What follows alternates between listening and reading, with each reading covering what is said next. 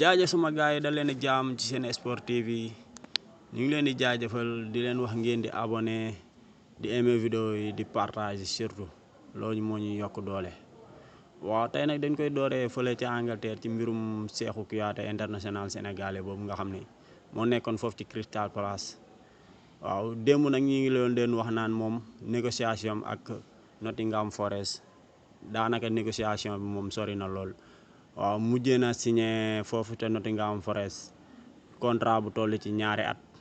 waaw moom nag tey jii la si équipe bu bees boobu doon football Nottingham Forest contre West Ham seen 2e journée champion Angleterre. moom nag jotut a bokk ci match boobu bokkul sax ci feuille de match bi parce que da doon soog a def visite médicale am bokkul woon entraîné wulagul ak joueur am yi. waaw mais nag équipe boobu moom moo mujjee gagné 1-0 contre West Ham. waaw bu ñu ci jógee ne ñu ngi wax ci choc bu rëy boobu amoon foofu tamit ci Premier League bi entre Chelsea ak Tottenham.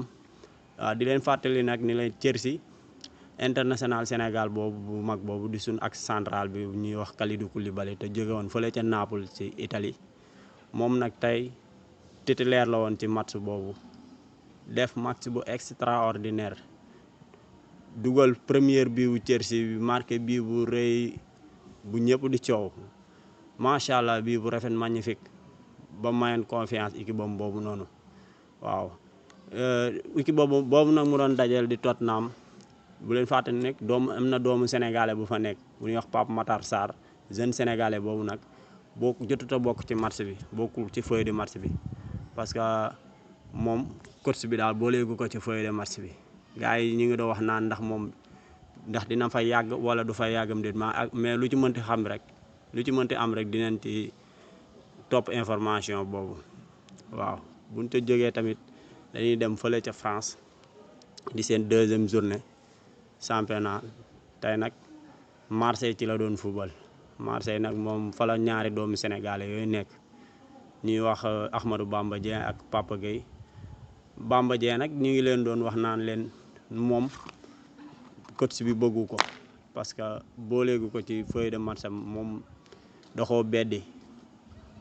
kee di Papa Gueye nag moom première match bi dafa forfait woon mais tey jii bokk na ci remplaçant yi mais jot a dugg ci match boobu jot a bokk. seen équipe boobu nag tey dafa témboo ak Stade de Brest 1-1 ku nekk dóor sa morom benn bi ndam demul ndam dikkul.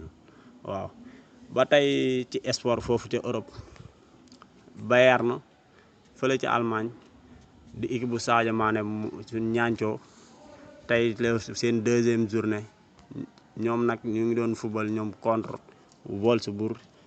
Sadio Mané nag titulaire la woon ci match boobu noonu ñoom ñoo gagné 2-0 moom nag jotut a dugal ci match boobu mais nag def na match bu extraordinaire match bu rëy ndax football na ba match bi mu desee 80 bi match bi dawee ba am 82e minute ci la génn jot naa dugal ñaari bii nag wax fa dëgg yàlla mais VAR daa mujj annulé bii yooyu ñaari bii yëpp VAR nee na bii valable dañ koo annulé.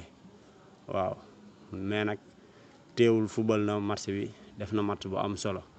waaw loolu lañ leen indiloon ci seen journée tey ji di leen wax ngeen di abonné di like vidéo yi parce que loolu mooy waral vidéo bu ñu dugal rek ngeen mën ko am ñu ngi leen di jaajëfal di kontaan ci yéen jaa ngeen jëf.